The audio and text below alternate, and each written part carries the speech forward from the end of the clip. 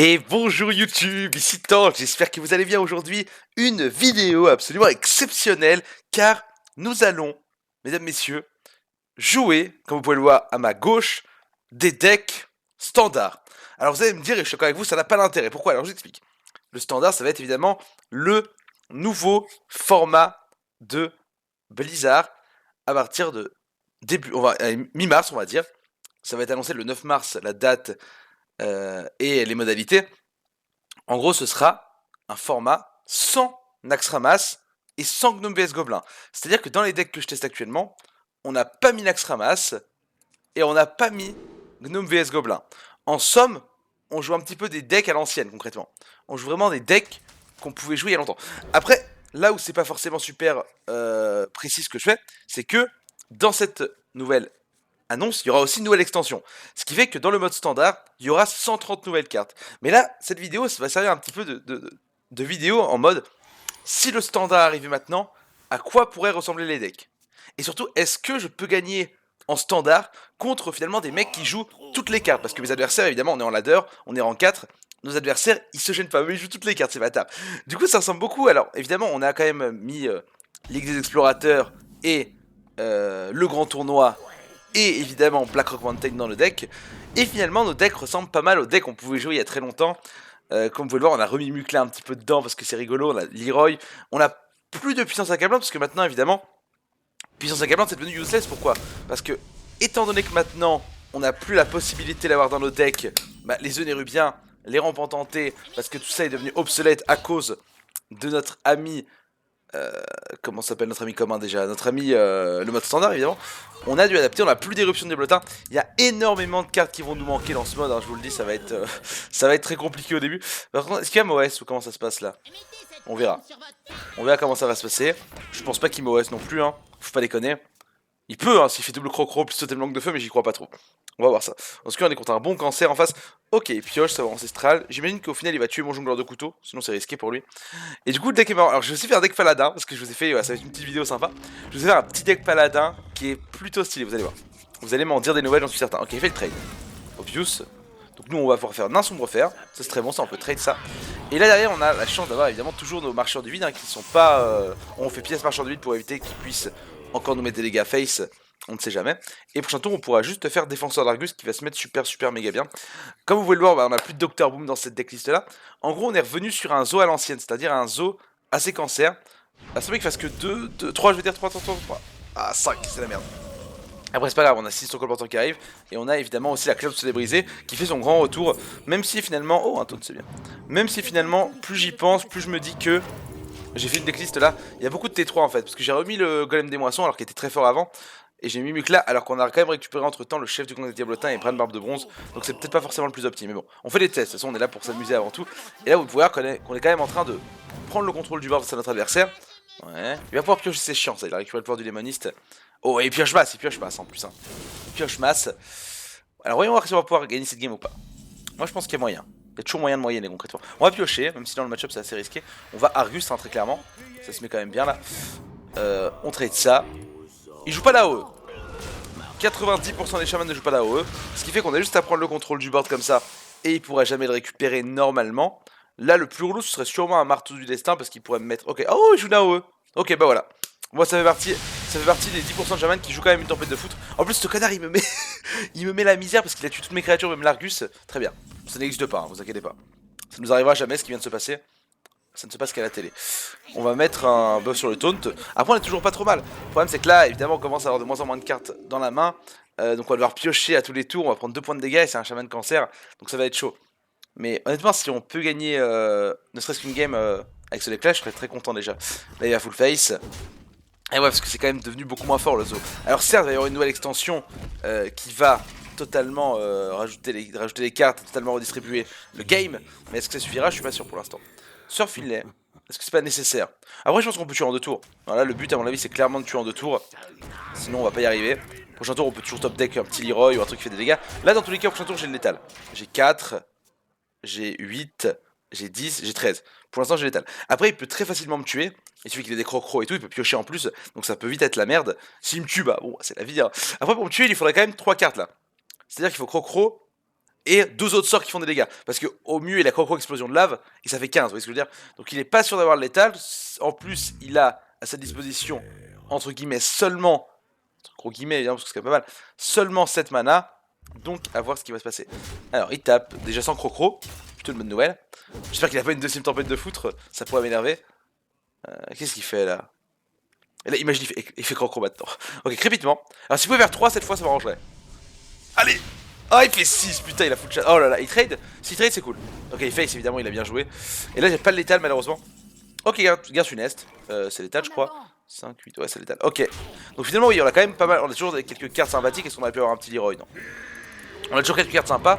Et finalement, avec notre deck sans Naxxramas et sans GVG, le Zo reste fort. Mais il est très très différent pour le coup. Est-ce qu'on se refait une game en Zo? Je pense que vous avez un peu compris le Zo. On va plutôt essayer de focuser un peu le paladin qui est quand même beaucoup plus intéressant. Le paladin, alors on voit pas bien mais c'est humilité et Tyrion, les dernières cartes. Le paladin qui est beaucoup plus intéressant. Pourquoi il est plus intéressant? Parce que c'est vraiment un paladin à l'ancienne. J'ai mis une humilité, 2 garde-pelle Aldor et 2 Kodo. On est obligé maintenant parce qu'on n'a plus mini-robot blindé, on n'a plus régiment de bataille, on n'a plus intendant. Il a fallu, on n'a plus Docteur Boom évidemment. Il a fallu totalement redistribuer les cartes. Alors j'ai quand même laissé Justicier Cœur Vrai qui vient du grand tournoi parce que c'est très très fort de faire des tokens à tous les tours. Mais la decklist, j'ai aussi laissé une veille solennelle parce que ça combote très très bien avec Pyro plus égalité et qu'il faut de la pioche mine de rien dans notre deck. On a mis un Argus pour un peu de solidité parce qu'on a plus de Crash Vase évidemment. Et oui, le Crash Vase c'est terminé. J'aurais pu mettre un Tas Dingo mais en T4 j'ai choisi plutôt de mettre 2 Chevaliers Murloc, 2 Garnets d'Uldaman que je considère extrêmement fort. Et là on revient vraiment aux premières heures du Paladin. C'est-à-dire qu'au tout début d'Hearthstone, eh bien le Paladin ne pouvait pas du tout agresser. C'était un des decks les moins aggro du jeu avec le Prêtre. Et là, ça va revenir comme ça pour l'instant. À moins qu'ils mettent des nouvelles armes au paladin, le paladin ne va plus du tout pouvoir agresser, donc c'est une catastrophe totale. Ouais, je vois le couteau. Et donc on va voir ce que va nous ajouter la nouvelle, on va voir ce que va nous ajouter la nouvelle extension. Donc on a remis un Kourou Vengeur parce que ça permettait de temporiser. J'ai une question d'ailleurs, parce que tout le monde parle du mode standard, comment ça va se passer, mais personne ne pense au thème de la prochaine extension. Est-ce que vous, sur YouTube, vous avez des idées, des avis? À votre avis, quelle sera la prochaine extension? Et d'ailleurs, n'hésitez pas à proposer aussi dans les commentaires, si cette vidéo vous a plu, on pourra peut-être tester d'autres classes en mode standard. Je sais que le druide pourrait être très intéressant en mode standard également, parce qu'on peut quasiment jouer druide ramp sans rien changer quasiment, comme à l'ancienne. Et ça c'est très marrant ça pour le coup. On va trade les tokens, hein, on va pas s'embêter, pour le coup. Donc garde le PLL leur Kodo, je rappelle la combo, le Kodo tue une créature qui a 2 d'attaque ou moins. Le garde paix met la créature à 1 d'attaque. Après le Kodo derrière, il peut tuer une grosse légendaire. C'est comme ça que c'est devenu extrêmement fort.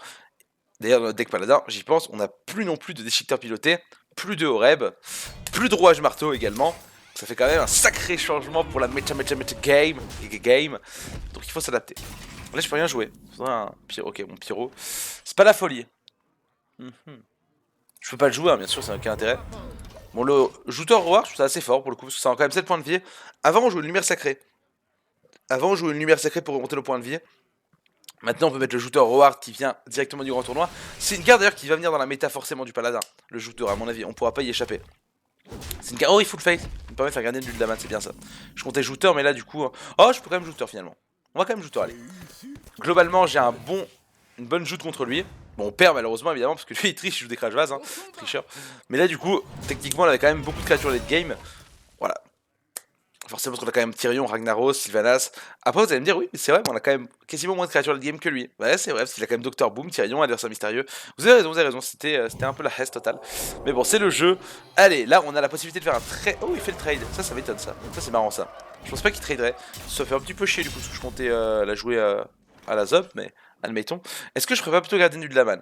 Comme ça, je garde ma combo, garde le Pelennor plus Kodo qui est très très forte, qui est une combo primordiale. Je garde le Kourou Vengeur pour quand j'aurai peut-être égalité potentiellement. Et là, on va peut-être partir juste sur Garden d'Uldaman, plus token, directement. Moi, j'ai du contrôle de board, comme vous pouvez le voir. Il me manque peut-être une égalité pour comboter avec soit le Pyromancien, soit le Kourou Vengeur, mais j'ai du contrôle de board qui se met bien. Là, il risque de nous faire adversaire mystérieux. Évidemment, moi, j'ai encore mon Kodo qui est disponible. Donc ça, c'est très intéressant. On va y voir comment tout ça va se goupiller. Faudrait une égalité quand même. Hein. C'est la carte très... Je pense que l'égalité est la carte très importante, là, pour le coup. On va activer le noble sacrifice. Alors, idéalement, tout se met sur l'adversaire mystérieux. Ce qui nous permet à nous, bien sûr, de faire un excellent garde appel Eldor. On va voir ça. Allez, sur l'adversaire. Ok, sur l'adversaire. Ça se met super bien pour nous, les gars. Derrière, évidemment, ça active Rédemption et compagnie. On va voir si c'est repentir ou si c'est esprit combatif. On va gérer ça. Voilà qui est fait. Ok, donc c'est certainement esprit combatif. Très bien. Nous, derrière, si on tue ça... Vous allez me dire, j'aurais peut-être dû le faire avant. J'aurais peut-être dû le faire mieux. On peut faire... Oh, Netpagel, ok. On peut faire Pyro. Après, est-ce que ça vaut le coup de faire... Ça tue la 2 en fait. Il a récupéré ça, Netpagel. Est-ce que ça vaut le coup de faire Pyro? Ça tue notre carte. Je sais pas, je me tâte. Il me reste toujours courroux vengeur pour faire courroux vengeur égalité. Je peux aussi poser le chevalier Murloc, tout simplement, ça fait un peu de board. Après, je vais prendre quelques dégâts, malheureusement. Vexanel en pioche 2 cartes. Vraie question, vraie question. C'est vrai qu'on va peut-être aller chercher l'égalité. Allez, on va tuer notre 3, mais on tue ça de 1 et ça évite qu'il ait encore une carte qui soit buff par esprit combatif. Et là, on va chercher. Ok, l'humilité, très bien. C'est bien, c'est bien. Toutes les cartes qui temporisent comme ça permet de se mettre bien dans le match-up. On a besoin de temporiser pas mal. Et nous, au prochain tour, on pourra peut-être faire le Kodo en espérant que le Kodo vienne plutôt tuer la. Ah, Netpagel, il est chiant. Bon, il est pas pioché en l'occurrence. Mais la 2-8 est quand même extrêmement forte. Et là, il peut nous sortir Dr. Boom à tout moment. Je pourrais l'humilité. Vous voyez, on a de quoi gérer là. On a de quoi voir venir quand même dans cette partie. Ok. Garder des secrets. Un secret. Et là, vraiment, ce serait tellement ouf si on arrivait à se récupérer l'égalité. On en joue 2 évidemment, bien sûr. C'est le minimum. Ok, on a égalité qui arrive. Très très bon, c'est ce qu'on voulait. Donc là, on fait égalité directement. On part sur le courroux vengeur car qui n'existe plus, bien sûr. Qui n'existe plus du tout. Et là, faut taper une fois dans chaque créature. Ce qui est pas déconnant. Allez, allez. Oh non, mais j'ai tellement pas de chat. Mais comment ça n'a pas pu tuer Netpagel? Et là, il va piocher. Non, il pioche pas. Ok, bon, ça va. Comment ça n'a pas pu tuer Netpagel? Il y avait 4 fois ça tapait face alors que ça pouvait tuer Netpagel, quoi. C'est pas de chance, ça, pour le coup. Bon, on pourra toujours Kodo au prochain tour. Là, il nous fait Tyrion. Bon, là, j'ai humilité, évidemment. Dans ce deck, alors, on joue pas Harrison Jones, faudrait pu le mettre. J'avais pensé à le mettre et je l'ai pas mis. C'est con, ça, quand même. Après, je joue une chouette, faudrait piocher un de ces 4. J'ai mon impôt des mains. Alors, j'ai pas vraiment envie de tuer Tyrion. Parce que j'ai pas envie que l'arme arrive, sinon ça va être la merde. Donc là, si on Kodo, ça tue Netpagel. Donc on va Kodo. On va tuer Monsieur Pagel. Si ça active Venger, pas de Venger, ok. Ça veut dire que c'est sûrement un repentir qu'il avait dans la main. J'imagine. On va gérer ça. Même pas. D'accord. Prochain tour, j'ai potentiellement un peu les mains. Comment on va le tuer? C'est la question que vous vous posez. Bah là, il va falloir peut-être top deck. Ah, mais la chouette, j'ai déjà joué la chouette, excusez-moi. J'ai déjà joué ma chouette sur le jongleur de couteau en début de partie. C'est vrai, j'ai pas joué autour de Tyrion du tout, j'aurais dû peut-être. C'est une faute, on va voir. On va voir, on va voir, mais là c'est compliqué. Mini robot blindé. Ouais. Je vais pas pouvoir gérer l'arme. Mon heal, bah c'était le jouteur et je l'ai plus. Il me reste mon impôt des mains évidemment, mais ça va pas être la folie. La championne en vrai argent, c'est très intéressant, c'est pas mal. On va impôt. Là évidemment, bah, on a plus beaucoup de tours 2 intéressants. Malheureusement, c'est le jeu qui veut ça. Ouais. Est-ce qu'on n'irait pas activer un double sacrifice? On va activer un double sacrifice. S'il y a un venger, on a une deuxième humilité. On a une première humilité dans la main qu'on n'a pas faite encore. Ok, c'est un venger. On va humiliter la cible. On va humiliter ça. Il y a beaucoup de boucliers divins là, c'est quand même un peu contraignant, mais bon. On peut pas token, du coup on casse le bouclier divin. Et là, le Tyrion devrait être notre tombeau, malheureusement, je pense pas qu'on puisse le gérer. Faut mettre Harrison Jones. On va faire ça après. On va enlever le Dracazur finalement. Qui je l'avais mis pour un moteur de pioche, puis c'est vrai qu'après j'ai mis Veil Anel. Mais je pense que le paladin c'est celui qui va prendre le plus cher avec le nouveau mode. Hein. À mon avis, je sais pas ce que vous en pensez chez vous. Il me reste encore un Argus qui peut être pas mal pour survivre. C'est vrai qu'après on manque quand même de taunt dans ce deck, c'est assez criant pour le coup. Ok. Peut-être une consècre, on a pas eu de consécration encore pour l'instant. Ça peut être fort. Voyons voir. Qu'est-ce qu'on récupère? Ok, un Argus. Bon, j'en parlais.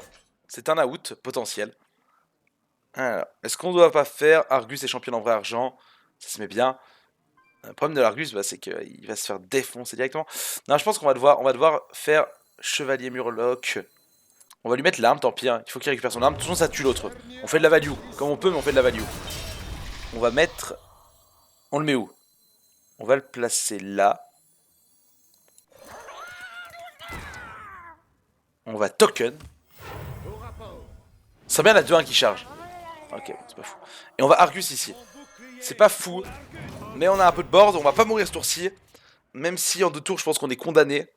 Parce que là, il peut clean le board. En plus, si la consécration, j'en parle même pas. Bon, il a la chouette, c'est carrément la mort du coup, je crois. Il me semble. Ah oui, c'est clairement la mort. Ah, c'est chaud, c'est chaud. On va modifier un peu la decklist. Bon, je veux pas changer le screenshot. Mais vous voyez un peu le délire. On va modifier un peu le deck. En effet, on passer en 3 avec les decks standards, quoi. Ça aurait été fou, ça. Mais j'espère qu'il va rejeter des trucs un peu aggro au paladin. Parce que là, pour l'instant, le paladin secret est mort.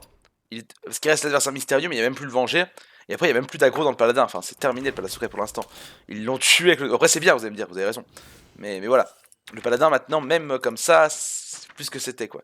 Après, il y aura moins d'aggro, donc le paladin comme ça va peut-être redevenir très fort. J'allais mettre un deuxième shooter, c'est fort. Ah, je sais pas, je me tâte. Est-ce que j'enlève l'Argus pour mettre Tazdingo plutôt? Je vais enlever l'Argus. Et à la place, je vais mettre Tazdingo. Je pense que c'est mieux. D'ailleurs, je vais aussi enlever une gardienne. Ouais, parce qu'on a déjà quand même beaucoup de gestion. Hein. On met 2 Tazdingo à l'ancienne. 2 tones comme ça, c'est plutôt solide, c'est plutôt fort. Et on va partir tester, voir ce que ça donne comme ça. Donc vous enlevez une gardienne et l'Argus. Vous mettez 2 Tazdingo, vous enlevez le Drake Azur et vous mettez Harrison Jones. Et là, ça devient peut-être plus solide, on va dire. Avec cette liste-là, j'aurais peut-être défoncé le mec avant. C'est pas sûr encore, parce que bon, c'est costaud. Et du coup, j'ai remis Ragnaros, vu que forcément, c'est redevenu la carte, j'ai presque envie de dire le must-have. Même si Isera pourrait également faire le café. Et on retombe sur un paladin. Bon, alors évidemment, un paladin secret qui pullule sur le ladder. Ouais. Mais on pourrait envisager un Palarino. Avec la nouvelle, on va dire. Pas la nouvelle méta, mais avec le nouveau mode Palarino, il y a pas mal de cartes qui resteraient viables dedans. C'est une option. C'est une très bonne option d'ailleurs. C'est une très belle option de Palarino, je dirais. Dans du mode standard, pourquoi pas. Mais là, je voulais vous présenter un petit peu un deck qui me tient au cœur. C'était un des tout premiers decks paladins qui était devenu viable. Donc moi, j'adore. Qu'on a un peu revisité, évidemment, avec le jouteur, la gardienne. Avec, évidemment, la justicière. Mais sinon, il y a beaucoup de cartes old school que, personnellement, j'adore. Alors, on n'est pas sur un paladin très aggro pour l'instant. Ce qui évidemment nous avantage. J'aurais pu piocher. Ah, j'aurais peut-être dû piocher. J'aurais pu piocher 2 cartes. Ah, c'est dommage. Après, token, ça remplit un peu le board. Si je récupère une gardienne, c'est pas mal. Ah, et il joue pas là, d'accord. Il joue pas la secret, il joue pas la Murloc. Alors là, je pense que ça va donner. Bon, du coup, j'ai bien fait de piocher. J'étais pas pressé. J'étais pas spécialement pressé de piocher. On aura largement le temps de piocher sur Pyro égalité. Là, ça va être intéressant parce qu'on joue tous les deux un deck vraiment contrôle. Mais techniquement, le sien l'emporte à la fin, en fait. Parce que j'ai pas de quoi lui mettre la pression. Et normalement, à la fin, c'est son deck qui va gagner de manière assez cinglante. Donc là, je peux clairement égalité. Il n'y a pas vraiment de cible intéressante d'égalité dans son deck. Ok, Tazdingo. Intéressant. Donc là, on va juste égalité. On va trade ça. On va tuer le token. Il n'y a pas vraiment de cible non plus à mon arme, à part ces petits Murlocs qui veut suicider dans tous les cas. Et on va piocher 2 cartes. Comment gagner ce match-up? C'est très compliqué. Là, si j'avais eu le Kodo dans la main, c'était fou. Hein. Évidemment, j'avais pas le Kodo dans la main, mais si j'avais eu le Kodo, ça défonçait littéralement l'hospice funeste. Ça aurait été trop marrant. Mais bon, là, s'il met par exemple la 2-4 du Murloc, je peux faire le Kodo. Ok, robot de soin antique. Bon, là, c'est vraiment le mec qui me respecte pas. En même temps, il se rend compte qu'il y a une couille. Hein. Il se rend compte que mon deck est un peu bizarre, je pense. On va plutôt mettre la deuxième arme pour taper. On va en profiter, c'est très fort dans le match-up. La garder du Daman, on va la garder pour mettre la pression, pourquoi pas. Le problème, c'est qu'il va avoir 2 pyro égalités, 2 consécrations. Enfin, il va avoir 2 égalités plus pyro consécration, ce qui devrait m'empêcher de développer le board en fait. Ce qui devrait clairement m'empêcher de développer le board. En tout cas, n'hésitez pas à me dire ce que vous pensez du mode standard dans les commentaires de la vidéo. Je sais qu'il y en a très nombreux qui sont un petit peu réfractaires à ce mode là, parce qu'ils ont l'impression de se faire flouer. Je peux très bien comprendre ce sentiment, mais je pense qu'au final, c'est très très bon pour le jeu. Parce qu'un mec qui débute, au moins il aura pas à acheter tout le reste à chaque fois. Imaginez un mec qui veut débuter dans 2 ans, s'il doit acheter tous les blocs, c'est pas possible. Au moins il aura qu'à débuter en ayant que 2 blocs à acheter. Alors certes, il doit les racheter tous les 2 ans, mais j'imagine que si le mec joue régulièrement en 2 ans de jeu, t'as quand même le temps de bien accumuler des golds pour t'acheter les extensions au fur et à mesure. Après, pour un joueur qui n'est pas régulier, c'est peut-être pas fou. Alors ok, après le BGH, je l'ai posé pour une raison très simple, c'est évidemment qu'il n'a pas de cible à BGH, tout simplement. C'est uniquement pour ça que je l'ai posé. On va mettre Tyrion, qui peut être très fort. Alors j'avais le Kodo, qui était intéressant, mais j'ai encore garde paix Kodo. Là il vaut mieux mettre Tyrion, pleine curve T8. On doit mettre la pression pour le battre, c'est quasiment un match-up ingagnable je dirais. Il faut tenter avec un petit Tyrion Fordring, pas piqué des hannetons mesdames, messieurs. Ok, le garde paix d'Aldur. D'accord. Crashvo, très bien. Il est relou lui, hein, il est relou, je vous le dis. Je les connais les relous. Alors, est-ce qu'on fait garde paix Kodo? On peut faire ça. On va faire ça d'ailleurs. Alors plutôt sur le crash vase ou plutôt sur le garde-paix? Non, plutôt sur le crash vase, il est chiant. Hop, ok, il va y avoir un rip évidemment. Mais moi le crash vase, j'ai réveillé la combo un petit peu. Alors c'est très fort dans les match-up où le mec te fait Alexstrasza. Genre contre Guerrier Control, c'était fou. En fait, notre deck, je pense que notre deck maintenant défonce le Guerrier Control full GVG et Naxxramas, tout simplement. Tellement que ce deck contre bien le Guerrier Control.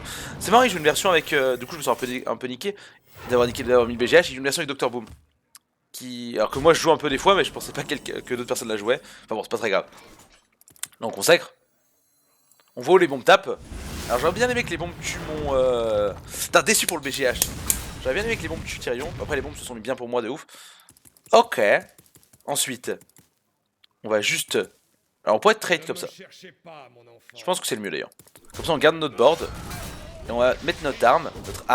Parce qu'on n'est pas foncièrement pressé. On n'a pas forcément peur plutôt de perdre des PV. Parce qu'on est pressé de le tuer finalement. Mais du coup on pourra impodément prochain tour. On sait qu'il va pas nous burst de sitôt.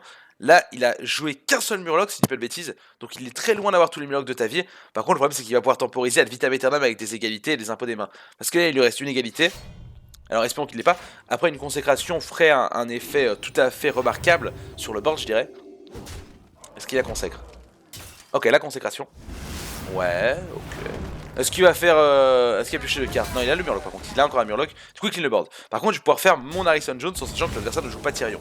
À moins qu'il joue une liste que je ne connais pas, mais ça m'étonnerait. Ok, allez.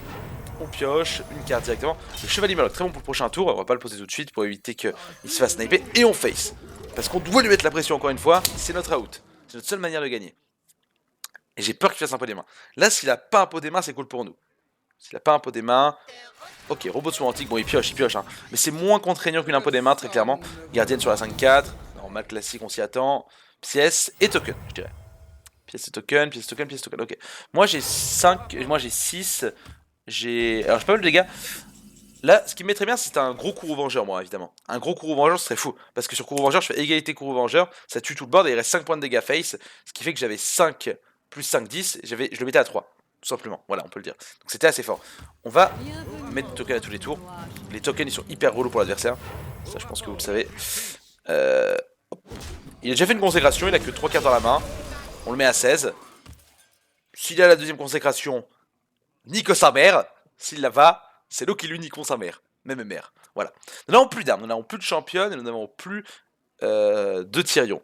Évidemment, plus de régiment de bataille, plus de petites armes à 4. Et il fait le premier, alors ça c'est vraiment dégueulasse, ça veut dire qu'il a vraiment rien d'autre. Par contre, s'il a le deuxième, il peut me tuer au prochain tour potentiellement. Parce qu'il va récupérer. Alors, combien il aura de dégâts? Pas beaucoup en fait. Hein. Il aura 12 de dégâts.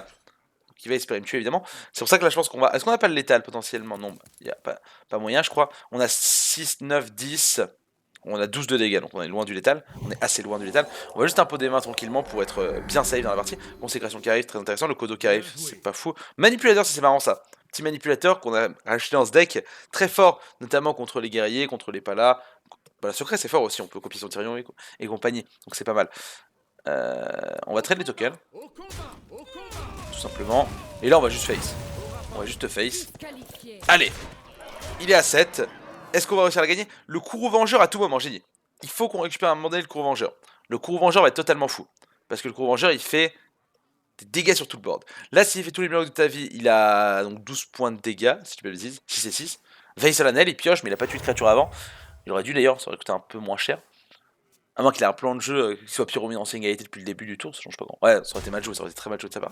Pyromancien, il vient de piocher le pyromancien. Et il a pioché, il avait égalité dans la main, ok. Il avait égalité dans la main. Il a joué un peu bizarre, il aurait pu payer moins cher, il aurait pu faire un token, enfin il a assez mal joué. Ragnaros, à l'ancienne, et c'est létal, voilà. On gagne un petit peu quand même. Contre des decks très forts, contre le Palamurloc, c'est pas rien. De le battre sans aucune carte finalement de Naxxramas et JVG. En tout cas, j'espère que cette vidéo vous a plu. C'est un peu spécial, mais voilà, ça change un petit peu du ladder tryhard. Et on arrive quand même à gagner avec le mode standard sans la nouvelle extension. Merci à tous. N'hésitez pas à vous abonner à la chaîne Torch Gamer Mode si ça vous plaît. Et à la prochaine les gars, ciao ciao.